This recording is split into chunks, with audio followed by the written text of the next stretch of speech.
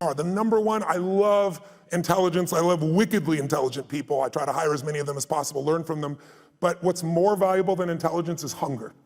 You find, if you looked at what's the common denominator between Richard Branson, Mark Benioff, you give me your list of whoever it is, I guarantee if you dig underneath, their hunger has never gone away. Some people get hungry because they got a goal to achieve something or get in a swimsuit by a certain date or some stuff, but that's not an identity change, right? These are people that are like myself. I'm hungry today at 57 more than I was at 26. I feel in me. And when I say hungry, I'm hungry to contribute, to learn, to grow, to make a difference. I'll never settle less than I can be or do or share or give or create. And everyone I know that's successful, that's the driving force. Because with that hunger, you can get the skill. With that hunger, you can figure it out. There are a lot of very smart people who can't fight their way out of a paper bag in a pragmatic way. So let's get into an issue that I think hinders a lot of people on their road to success, getting the momentum. Yes, can I show the little graphic here for a second? So this is so simple, and I think you'll all find it useful. Can I just ask all of you, what do you think the potential is for any human being to live the life they want? What would you say? Okay, two people said unlimited, everybody else is quiet. I want you to agree it's really unlimited, potential at least. If you do, give me yes. Yeah. So if our potential is unlimited, the question is, do most people's results in life reflect their true potential? Would you say yes or no? No. Absolutely not. Why not? You tell me. Well, a lot of people say because they don't take action. I kind of led you with this, right? Yes. But you could be a salesman and you can knock on 100 doors and say, you don't want to buy anything from me, would you? You may not say that verbally, but your fear, your emotion could do that. Somebody's going to buy from you out of pity. So a lot of action's helpful, but if you're not certain it's going to work, you won't execute. That's when people say, I tried that. And whenever you say I've tried that, I know they didn't do the right thing. So I created this graphic, and you might want to jot it down, those of you at home or yourself, these 4 words: potential, action, results, and then belief or certainty. And here's how they work in a circle. Our potential's amazing, but if you don't believe something's going to work, if you've tried to lose weight before and you tried to diet and it didn't work out well, you don't feel certain anymore, and you're also fearful of failing. So when you're uncertain, do you tap full potential, yes or no? No, and when you don't think it's going to work, you not only don't take full potential, but are you going to take massive action when you think it's not going to work anyway? So when you use little potential with little action, what kind of results are you going to get? Lousy results. When you get lousy results, what does it do to your belief? Your brain goes, see, I told you it wouldn't work. See, I told you nothing never happened. See? And then what happens? Less potential's tapped, less action, worse results, and now you're on the downward spiral. Who's ever been there in a relationship or with your body, your finances, you know what I mean? Yeah. Now, you might be doing well in one area, like with your kids. You get great movement, but maybe on your finances, not so good. So sometimes we're going in different directions. So how would you change this? What would you guys do? Someone yell it out. What would you do to change the momentum? Where would you enter? Would you work on your potential? That's right, you got to believe. So how do you change your belief? The way you do it with athletes, because I worked with the Warriors last year, I worked with the NHL champion Stanley Cup, Washington Capitals. You get results in advance. They visualize it, as simple as that sounds, but I'm going to show you. Can we pop over here? Please, yeah. Would you all stand up and I'll show you a quick technique. Oh, you got a technique. We have to learn this right now. Hey, come on over here. Over here? Yeah. Put your feet together straight ahead, and then bring your right index forward straight in front of you. And when I say now, I want you to turn clockwise comfortably, just as far as you naturally turn, okay? Keep your feet straight, go. Turn clockwise naturally. Everyone at home can do it too. Keep your feet straight. See where you end up? Come back around. Take your finger out of your neighbor's ear. Okay, now close your eyes. It's so simple. Even if you don't think you visualize, you can feel. So I want you to imagine your finger coming up, and imagine it so vividly it feels like it's coming up. Don't actually do it if you're at home or here, but imagine the finger comes up, and then imagine yourself turning twice as far. And it feels really good. See it, feel it. Open your eyes. Now, bring your finger straight, and now turn as far as you can comfortably and see where you go this time. Oh my goodness. Wow. Oh my goodness. Okay. So here's my question. How many of you went significantly further? How many went at least 25% further this time? Okay, go. So here's my quick question. Did you have the potential to turn that far the first time?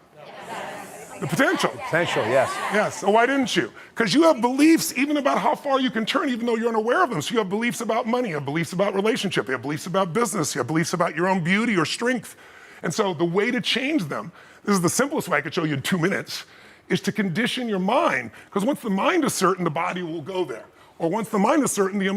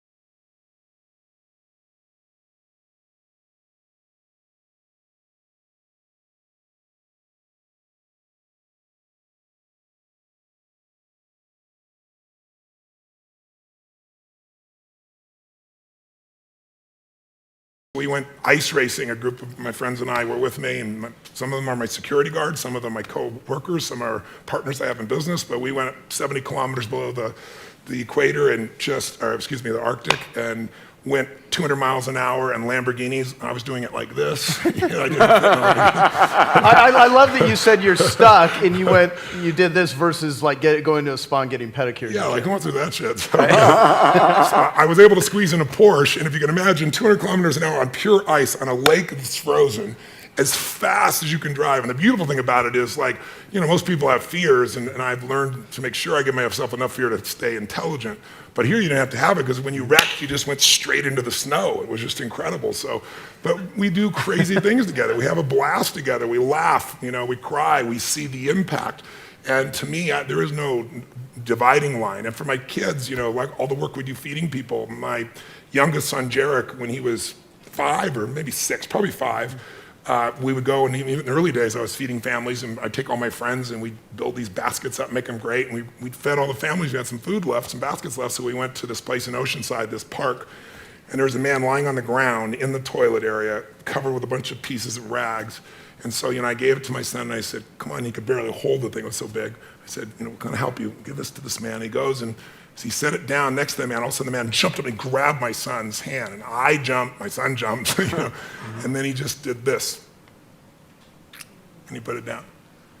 My son is 31 years old now, 32 years old now. He's just gotten married. He's working on kids. His entire life is about contribution. He's got a heart this big. He works his ass off, but he does it in a way that's so fulfilling. And his wife travels with them, and they have this great life, and he doesn't have to pick between work and mission, and he's not burnt out, and he's probably been to 100 countries, and I'm proud.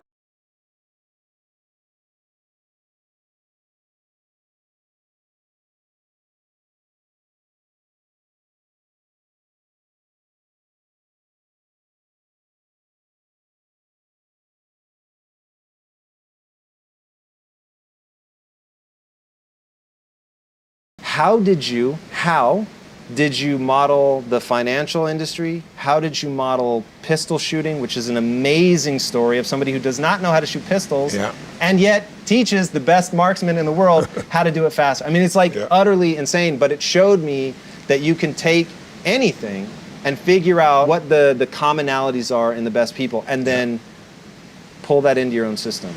It really started with my very first teacher was a man named Jim Rohn. And he was a personal development speaker. And he had this 3.5-hour seminar he would do that I went to when I was 17 years old. I was already reading books. I was obsessed with wanting answers. I want to know what made the difference in the quality of people's lives. Not because I was intellectually interested, but because I grew up in a really tough environment. I had 4 different fathers. There was a lot of, my mom was a great human being who loved me dearly, but she, abused both alcohol and prescription drugs, so she was very physically abusive. And I was, believe it or not, 5'1" in high school. I was a little guy, so I got the beat out of me pretty regularly for things that I didn't do anything to do with. And so it made me try to figure out what made her work, what makes life work. It made me more of a practical psychologist. And the modeling concept came because Jim Rohn used to have this phrase. He said, success leaves clues. He said, if there's anything you want in your life, don't assume that somebody has some special gift. They may have a gift, but they probably developed it, most of it. And if you sow the same seeds, you'll reap the same reward. So figure out what this person's doing different than anyone else and do that. He used to have a funny way of describing it. He used to say, Tony, find out what poor people read and don't read it. It's like, because he said, that's the fabric they're trying to build their mind from. Find out somebody who's successful, wealthy, not just financially wealthy, but somebody who's rich emotionally and spiritually and physically and financially, and find out how do they live their life differently? What are the things they believe? What are some of the daily disciplines that they're a part of? And so really early on, I got obsessive about wanting to have all the answers. So I said, I'm gonna read a book a day. Because I figured, a person takes 10, 15 years of their life, they pour 2 or 3, 4 years into this book, and you absorb in a few hours, literally a decade's worth of life experience. And I'm into compressing time. So I didn't read a book a day, but I read 700 books in the area of human development, psychology, physiology, all in my first real 7 years of reading, right, my youth. In high school, I was Mr. Solution. You have a problem, I have a solution. Especially if you're a girl, I was especially motivated. I could really help you with your boyfriend. But seriously, so out of that, I started to develop this modeling concept. And then I learned neurolinguistic programming, or NLP. and Gestalt therapy and Ericksonian hypnosis. And I learned all these tools. But along the way, John Grinder, who was the co-founder of NLP, I said to him, NLP isn't all these patterns. You could teach a dog patterns. They're beautiful patterns, don't get me wrong. How to overcome a phobia, how to do those things. I learned how to do all that. But I was bored with that. I wanted to go deeper. I wanted to figure out how you change the whole person, not just their fear in this one area, or get them to perform at a different level. And so I said to him, really, your skill, NLP is really modeling. He said, Tony, no one's ever said that before. I said, you went out and you figured out the best patterns from the best therapists in the world, and you modeled those patterns and you integrated them with other tools, and now anyone can do them, right? Not just the great person. And so it kind of started with that for me. And then, I became partners with John in a very short period of time. It was kind of, people were upset about it because I'd only been involved in NLP for less than 4 months, and people have been involved for 10 years, wanted to be his partner. So it was kind of controversial, but part of what I did was I said, I want to go and do things that people think are impossible. I want to take somebody who's in a coma and get them out. I want to take on the U.S. Army and say, show us anything you can do and I'll cut the training time in half and increase the competency. And so John agreed, and the first big project I got was the pistol shooting program. I went to this general and said, I can cut the training time in half on anything. I didn't know pistol shooting. And I said, and he goes, you're crazy. I said, no, I'm expensive. We kind of negotiated. And so the first thing he picks is this 4-day pistol shooting program that they had worked on for, almost 75 years. And he says to me, go do this. Right now we have a third of the people that never qualify. Right. And I said, okay. And I thought I'd pull it off because John was my partner. He was in the special forces. We'll figure it out. The day I'm supposed to go, this is the great gift that John gave me. The day I'm supposed to go with him down to Langley, Virginia, and go underground in the secret area and work with all these different guys and kind of figure out how to model them. I figure I'm going to learn from John. He's the best model in the world. He calls me up from a pay telephone in San Jose and says, I'm getting on a plane. I got to go to Germany. It's an emergency. You're on your own, brother. And he hangs up. Oh. So now I've never shot a gun before in my life. I look like I'm 13. I was 24 years old, right? But I look like a little kid. I have such a young face. And I go meet these guys who'd been shooting 24 years, or one guy. One was the best shooter in the armed forces as a whole. One was the best in the Army, and one was the best instructor. And so they walked in and said, where's the instructor? And I'm wearing jeans and a t-shirt, right? And I go, I'm him. And they, where's the instructor? And I said, no, I'm him. They go, how long have you been shooting? I said, well, I never shot a gun before, but this will be interesting, right? So these guys look at me like I'm completely insane. I said, I don't even shot a gun to model you. I'm going to extract from you what works.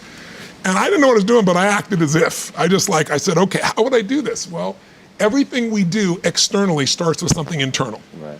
We have an internal process of visualization. We have internal dialogue, we say. And if you use one dialogue or one visualization or one way of using your body, you're going to feel and behave differently than if you use another. So I got all three of them up there and I said, here's what I want you to do.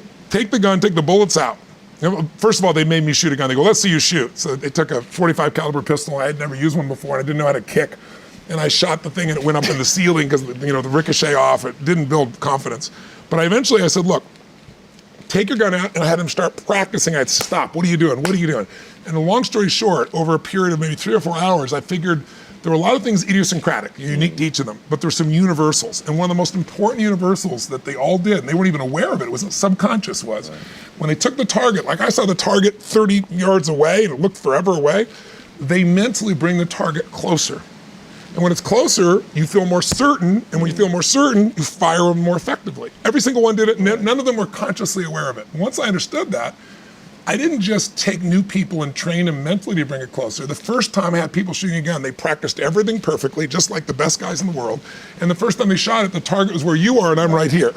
Boom, right through the middle. Wow, I got this thing down, versus me shooting the bullet in the ceiling, and then you lose all your confidence. So we do that like 20 times, and I take it 10 feet, and then 20 feet, and then 30 yards. And it qualified 100% of the people. Wow. And we did it in a day and a half, not 4 days. Tripled the number of people who played at the expert level. And the colonel reported the general was the first breakthrough in pistol shooting since World War I. I would say the 30-year-old would say, this is what we're going to do this year, and it would be these huge numbers. And I developed a principle around the time I was 30, which is most of us overestimate what we're going to do in a year, and we underestimate what we're going to do in a decade. And a decade happens that fast. You'll blink your eyes and a decade will be here. That is a great point. I really, truly, everything I do is long term. I think it's the biggest challenge we have in corporate America is everybody's looking at the next quarter. Instead of the best business people, the Mark Benioffs, the Steve Winns, the Peter Gubers, the people that I hang with, they all are decade-long people. When I was 14, I said, this is how my life's gonna, I decided. I said, in my 20s, I'm gonna help. I wanna have the skill to help anyone change their life. If I'm committed and they're committed, it's gonna be done. I'll have the ability. So I got to build to that, which I did. And then I said, in my 30s, at 14, I said, I'll do that with groups of people instead of one-on-one. And then in my 40s, I'll do it with big groups. In my 50s, I'll do it with companies. In my 60s, I'll either do it in government as a servant there or in a religious context, because I'm a spiritual person, but I don't tell people what to believe religiously. But at that point, I've lived long enough, maybe I will. When I look at how to create answers, I don't look for the excuses. I look for what can be done. And what I found is this. When I first did this at TED years ago, I asked this question because I walked in. One of the only times it was about as quiet as this room. And I asked people, and the room in those days was very small. It was the heads of Google, the guys from Yahoo, Steve Jobs was in the room, pretty great group. In fact, it was the day that they came out with a technology that made this happen. They showed it for the first time from MIT. They pinched things and pictures grew. You can move things with your fingers. And we were so blown away. And Microsoft went in and bought the entire thing that was demonstrated. It was a tabletop with pictures. And Steve Jobs quietly walked back and went, I'm gonna use that for a phone and change the world, right? So here's what I said that day. I asked this question. I said, how many of you have ever failed? Not one hand went up. I said, I know you're out there. I can hear you breathing. And I said, how many of you failed? And now everybody raised their hand. And I said, when you failed, why'd you fail? And I heard some of the same things I heard here. What were the things people said? Didn't have enough time. Didn't have enough capital, didn't have the right technology, didn't have the right contacts, right? Didn't have the right people, didn't have all these things. And in the voice in the darkness, because it's a very dark room, I heard this voice say, didn't have enough Supreme Court justices. And I looked out and it was Al Gore, Vice President Al Gore there. And everybody started clapping, right, like crazy. And I looked at him and I said, that's one way to explain why you didn't become president of the United States. But I said it's not an accurate one. I said, of course, easy for me to say, I never ran for president, but let's see if I'm true or not. When you told me all the reasons why you failed, you told me resources you were lacking. Courage is a resource, right? Time is a resource. Money is a resource. People are a resource. Technology is a resource. But here's the challenge. Resources are never the real problem. We all know it if we look around. Think about it. You can get the resources if you're resourceful enough. Resources are not the challenge, it's resourcefulness. So what is it we're really missing? It's some form of human emotion that we have learned to value less and less in a technologically driven society. See, if you're creative enough, can you get the answer, yes or no?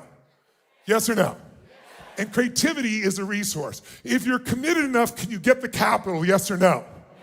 If you care deeply enough for other people, will you get people to help you, yes or no? Yes. Are the answers there if you're resourceful enough, yes or no? Yes. And in fact, whenever you see people in business that fail, they'll always tell you they were missing resources when they really just weren't resourceful enough.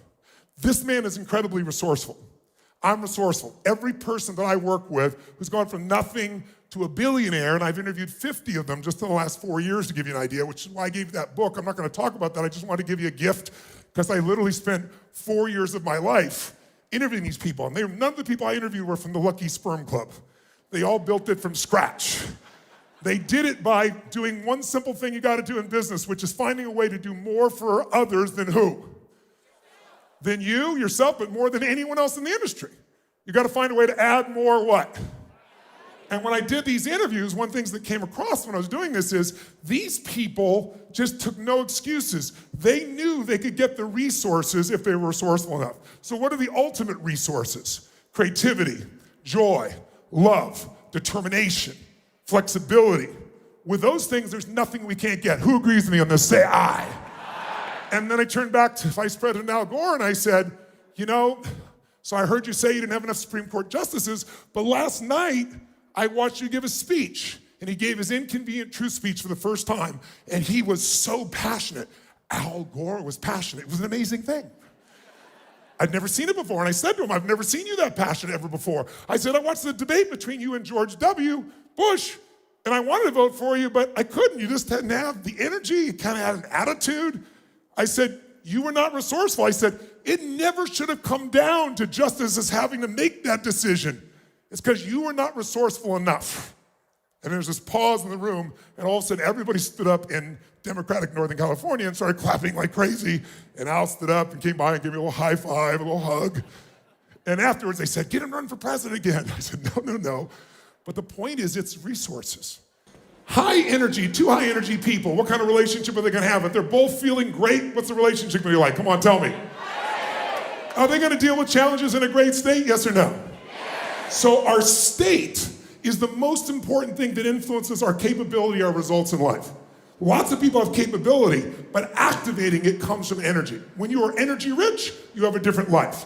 The higher the energy, the more things can get done. If there are problems in your high energy state, can you solve them quicker? Yes or no? Yes. And what if you got two people in a medium, like, okay state? It's not even about each other. Their life is kind of okay. What's the relationship like? Come on, guys, what is it? It's okay. What do you got two people in a crappy state, in a lousy state, and they love each other? What's still gonna happen? Tell me quick. It's gonna be a lousy relationship. You're gonna have pain, you're gonna have problems. That's also true in business. The more energy you have, the more things can be organized quicker, faster, make it happen. You can solve problems. When you're energy poor, even smart people don't maximize. And the problem is in our culture today, because of technology, technology is starting to condition us instead of us just condition the technology. Today, we sit so passively. If you walk into most businesses today, everybody's in a deep trance, and you can see it because there's very few rooms that I walked in that are as dead as this one was when we started here. And yet, I know you're not dead, you're the peak of the performers in the world, but we're internal when I say that. And there's nothing wrong with being internal, but there are times we gotta be externalized to make it work. Who's with me on this? Say aye. And so what I'd like to do is let's see if we can do something a little different, because what we don't want to leave here with is have you come here, listen, and hear those interesting thoughts and go on. We want to go home and make the shifts in our lives. Who's up for it? Say aye. Aye. So to do that, we're going to do some unconventional things to get things moving in here so we have a different level of energy. So I'd like you to find somebody nearby right now, point at them and go, I own you. No, say it like you mean it. I own you. No, say it with more intensity. I own you. No, I own you. Now, when you say I own you, what you're really saying in that moment is, I am challenging you, you low energy person. And what we're gonna do is, where does energy come from, ladies and gentlemen? Someone tell me, where does energy come from? Food. Does energy come from food? How many of you remember last Thanksgiving, where you were last Thanksgiving? Yes, and at Thanksgiving, what'd you do? You had plenty of food, and after you ate everything in sight and said, I'll never eat again, and someone said pie, and you went, okay.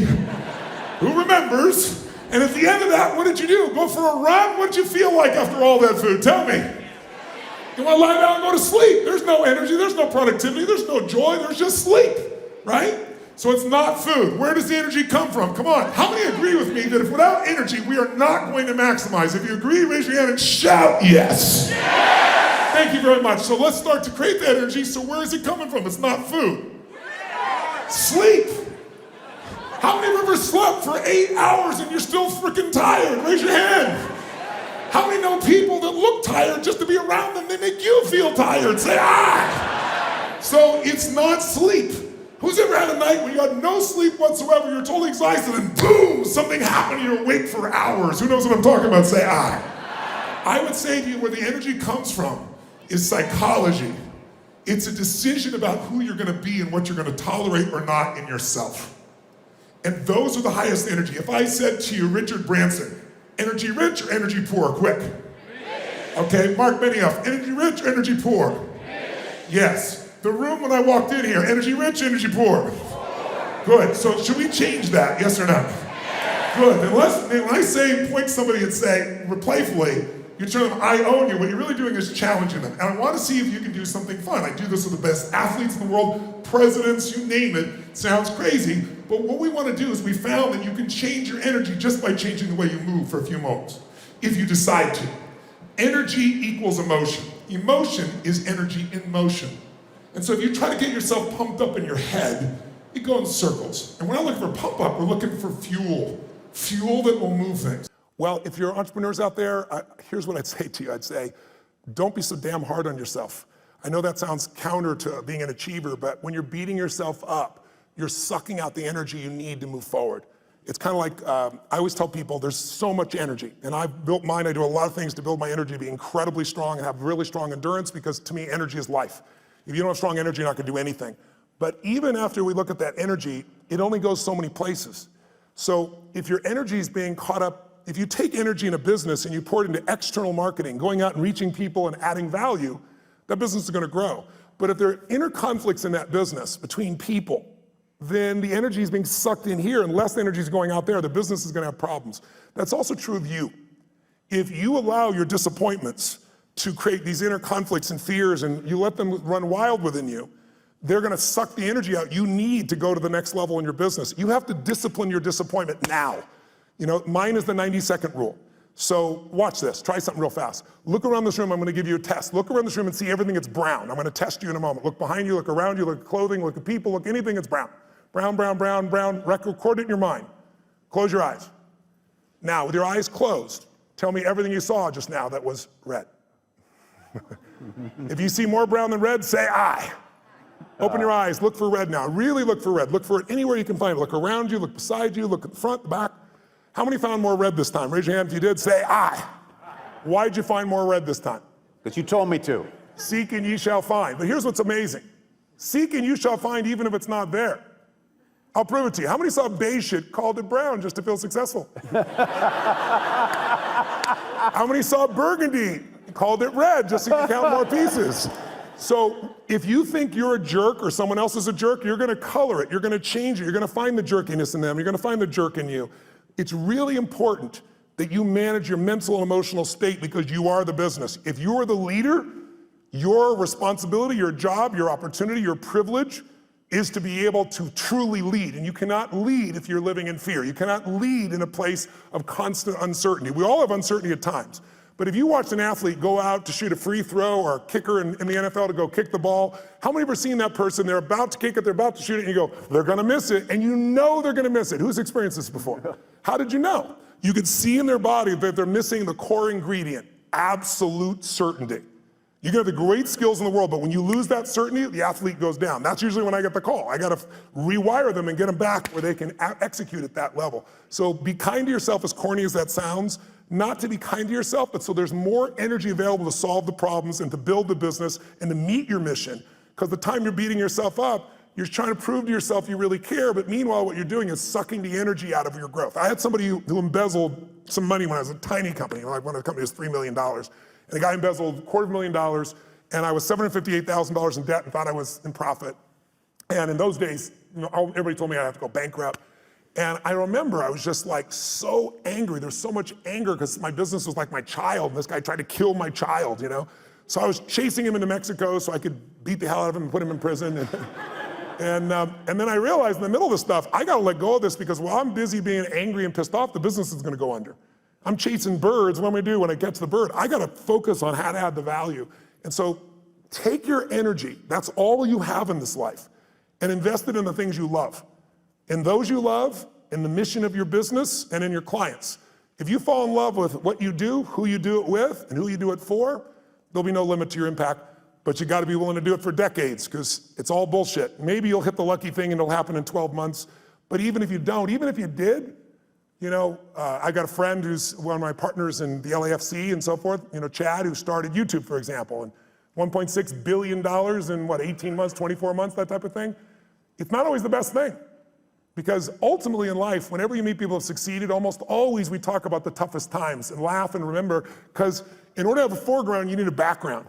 And to appreciate the foreground, you need a background. So I found that the most difficult times have been the best times because they've made me appreciate what my life is like today.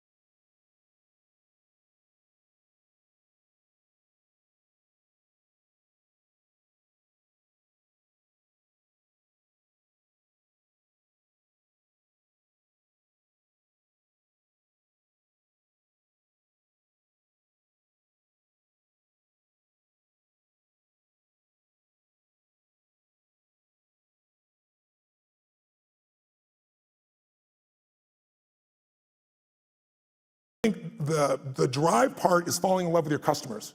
I love people, I've always loved people, and I hate suffering because I've suffered, and I love to light people up, and not just light them up, pump them up. I love to have them have a skill, have them a tool, have a system. You know, when I do my boot camps each year for our business mastery programs, I guarantee everybody there on the day one, you'll have $1 million of value in your opinion, or we'll give you, keep all the stuff you got and we'll give you your money back. No one ever leaves, because I know how to add that value in the business for those people. So I think the drive is, the biggest mistake I think businesses make is many businesses are started by people that you built the product you love.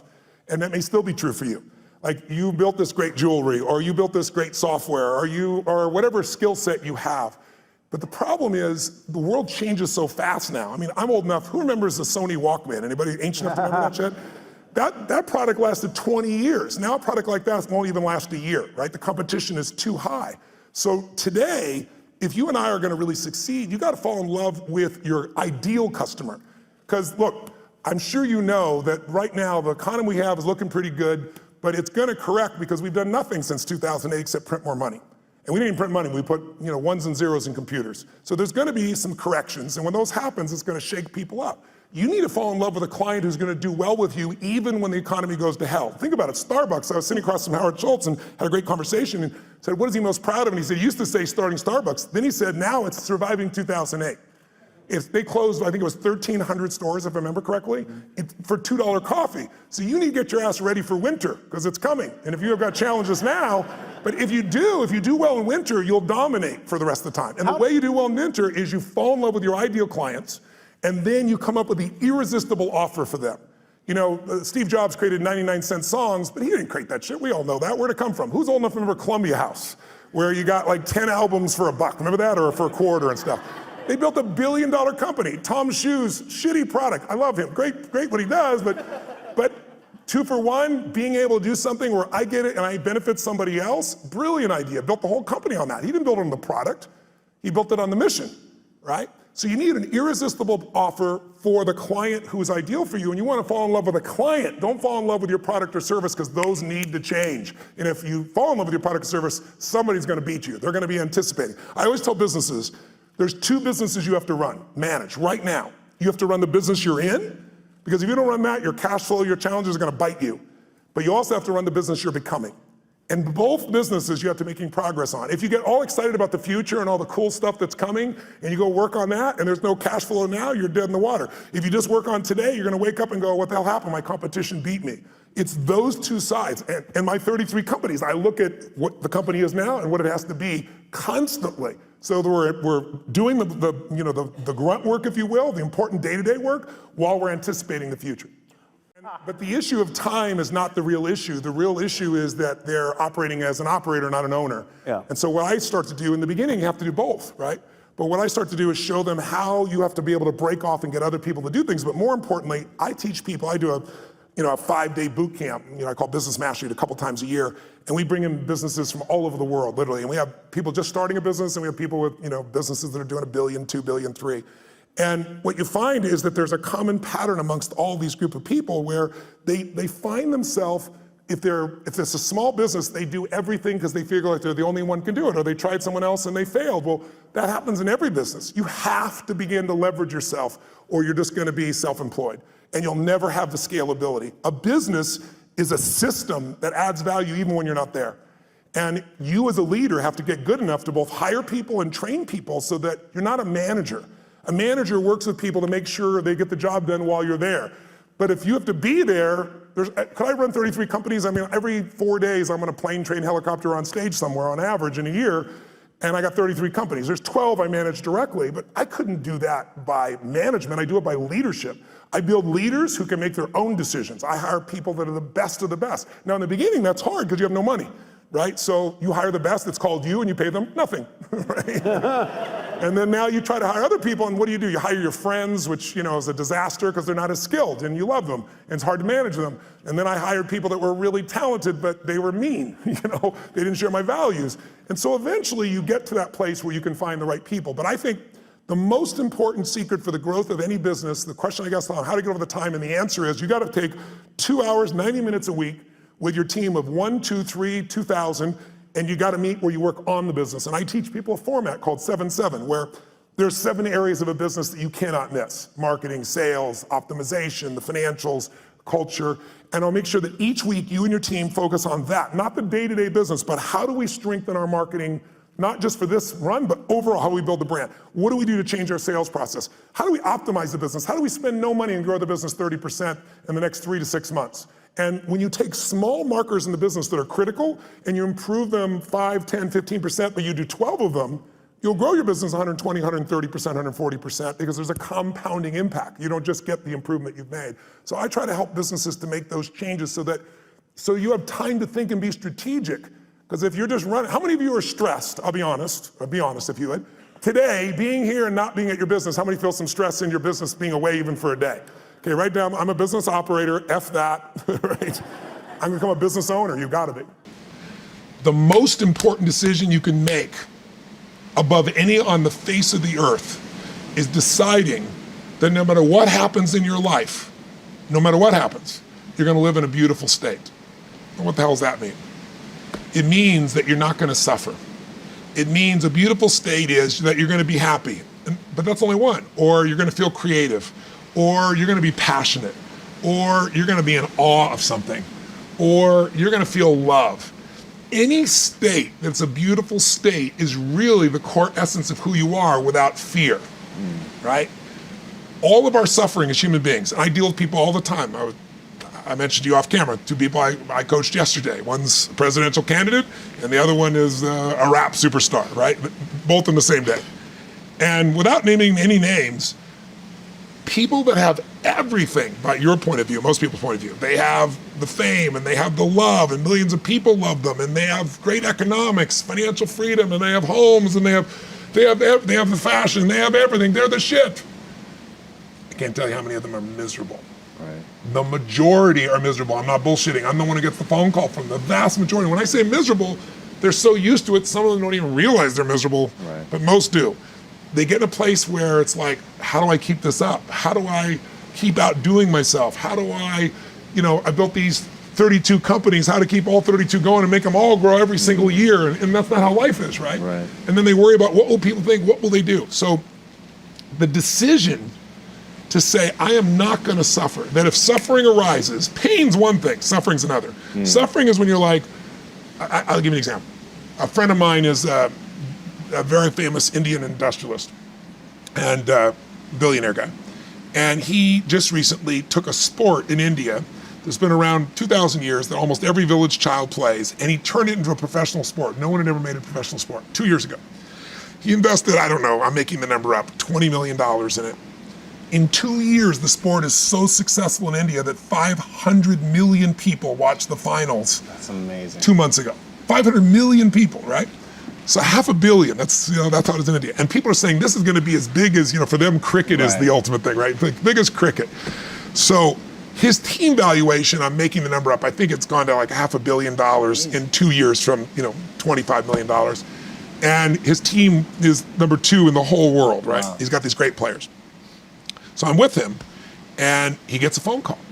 And he's just got done telling me about this great success and where it is and how proud he is and how everyone goes to the games and people are so thrilled and it's just become this movement in India and he created, he's so proud of it.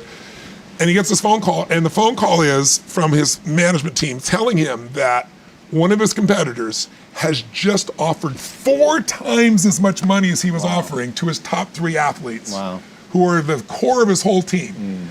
And of course they all took them, right? And he was so angry. He was like, I can't even believe this. These guys were working in shops and I brought them here and I made them a star on national television and they have no loyalty to me. And he's suffering. And the way you suffer is you focus on yourself. Right.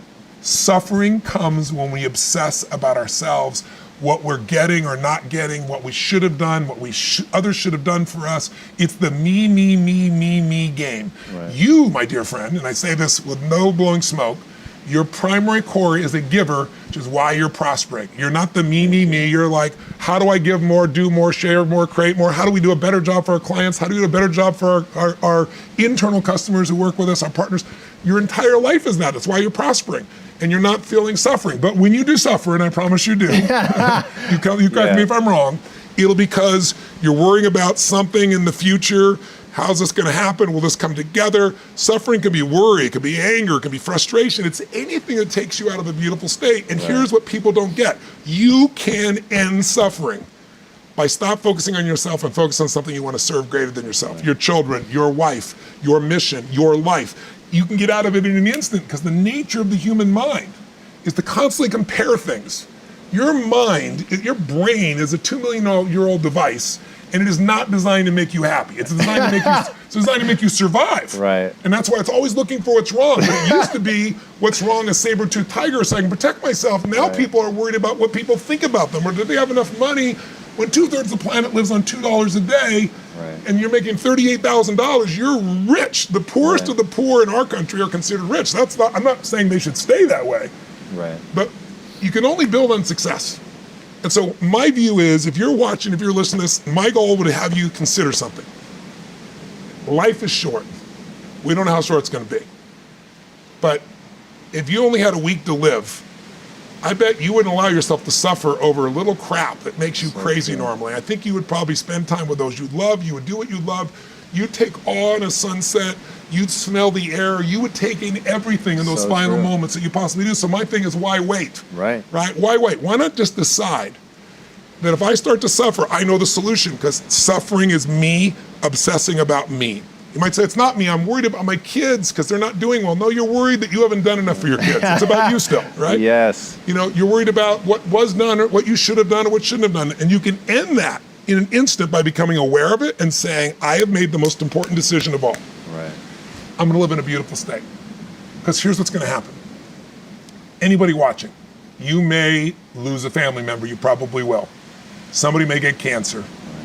Your business the government might change the rules. They might change things radically that you can't even do anything about it. You might go bankrupt. You might get divorced. I'm not saying anybody will, but no one knows what's going to really happen in your life. Life's full of uncertainty, but here's what you can know. You can decide no matter what happens, you could have a great time. If somebody like Viktor Frankl can be locked up in Auschwitz and come out of that and experience finding joy in the middle of Auschwitz, then human beings have a capacity they've undersold themselves on. We think that the outside world determines how we feel. If people have to behave a certain way, if your husband or your wife or your kids or your coworkers or whoever, your boss, has to behave a certain way for you to be happy, and if they don't, you're unhappy, then you're always going to be unhappy, because the more people around you, the more they're going to change that, because they're all human, right? And if you have to be a certain way to be happy, you're going to violate it too. So my invitation is, as great as it is to achieve, more important to enjoy. Right. And if you can enjoy every moment in that state, when you're feeling loving and playful and passionate and curious and awe, you treat other people 100 times better than when you're feeling frustrated, pissed off, overwhelmed, worried, stressed, or feeling sorry for yourself. Right. You're going to be a better parent, you're going to be a better lover, you're going to be a better business person, you're going to have a better life. So my soliloquy is, decide. Decide today. And actually say, what if I cut it off? What if I said, I'm not willing to settle and I'm just gonna live in a beautiful state? Doesn't mean you won't feel bad, it doesn't mean you won't stay there. You instantly change. That's doable. I'm on a mission to help people end suffering.